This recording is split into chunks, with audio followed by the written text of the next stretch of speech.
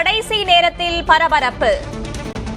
சேகர் பாபு தாவேகா வேட்பாளர் நேருக்கு நேர் மோதல்.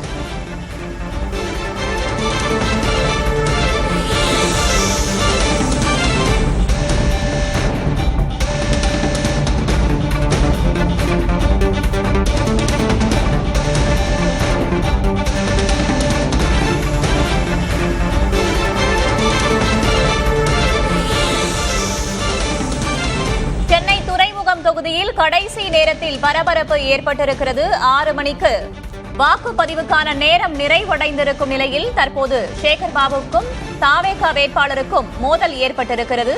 நேருக்கு நேர் அவர்கள் மோதிக்கொண்ட, அவர்களின் ஆதரவாளர்களும் மோதிக்கொண்ட காட்சிகளை நாம் பார்க்கிறோம்.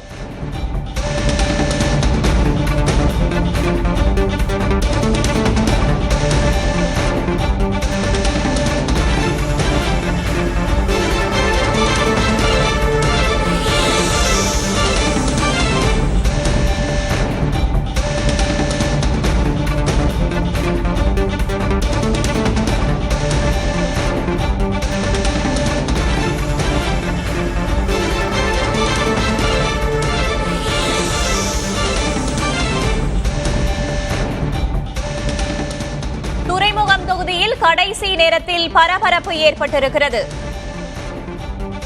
சேகர் பாபு தாவேகா வேட்பாளர் நேருக்கு நேர் மோதலில் ஈடுபட்டிருக்கிறார்கள். கூடுதல் தகவல்களை வழங்குவதற்காக செய்தியாளர் அன்பரசன் இணைந்திருக்கிறார். அன்பரசன், என்ன நடந்தது?